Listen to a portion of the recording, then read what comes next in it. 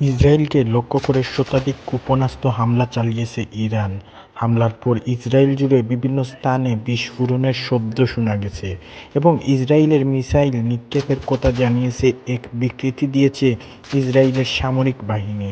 তারা বলেছে প্রায় 180টি মিসাইল ছোড়া হয়েছে এবং অনেক মিসাইলই ভূপাতিত করা হয়েছে। তবে মধ্য এবং দক্ষিণাঞ্চল জুড়ে কিছু আঘাতেরও ঘটনা ঘটেছে। ইরানকে এই হামলার পরিণাম ভোগ করতে হবে বলে হুমকি দিয়েছে ইসরায়েল। ইসরায়েলের স্বাস্থ্যকর্মীরা জানিয়েছেন হামলায় তেল আরবি সহ অন্তত 2 জন কিছুটা আহত হয়েছেন। সম্প্রতি হামাস, হিজবুল্লাহ এবং ইরানের সিনিয়র কমান্ডোদের হত্যার জবাবে এই মিসাইল হামলা চালানো হয়েছে বলে জানিয়েছেন ইরানের রেভলিউশনারি গার্ড। তারা বলেছেন ইসরায়েল যদি এই হামলার জবাব দেয় তবে আরও হামলা চালানো হবে।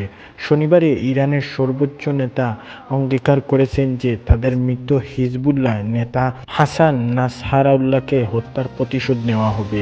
দক্ষিণ লেবাননে ইসরায়েলি বাহিনী তাদের বাসায় হিজবুল্লাহ সন্ত্রাসী এবং লক্ষ্যবস্তুর অভিযান শুরু করার পরপরই ইরান এই মিসাইল হামলা চালানো। গাজা যুদ্ধকে কেন্দ্র করে সীমান্ত এলাকায় বছরব্যাপী সংঘাতের পর ইসরায়েলের এই অভিযান শুরু করে। তারা বলেছে হিজবুল্লাহ হামলার সীমান্ত এলাকার এবং বঞ্চিত বাসিন্দাদের নিরাপদে ফিরিয়ে আনার উদ্দেশ্যে তারা এই আক্রমণ শুরু করেছে। যদিও ইসরায়েল এবং হিজবুল্লাহর মধ্যে দীর্ঘ বিবাদ এবং নতুন করে তীব্র হয়ে ওঠার ফলে একটি আঞ্চলিক যুদ্ধের সূচনা হতে পারে বলে ব্যাপকভাবে আশঙ্কা করে যাচ্ছে ইরান এবং যুক্তরাষ্ট্র উভয়ই জড়িয়ে পড়তে পারেন। মিসাইল হামলার আগে ইসরায়েলের প্রধানমন্ত্রী বেনিয়ামিন নেতানিয়াহু ইসরায়েলিদের উদ্দেশ্যে এক ভিডিও বার্তায় আমরা ইরানের অশুভ ঐক্যের বিপক্ষে অভিযান করেছি বলেই বক্তব্য দিয়েছেন। অন্যদিকে ওয়াশিংটনের হোয়াইট হাউসের একজন সিনিয়র কর্মকর্তা সাংবাদিকদের বলেন ইরান থেকে ইসরায়েলে সরাসরি কোনো সামরিক হামলা চালানো হলে তার ইরানের জন্য চরম ভোগান্তির পথ।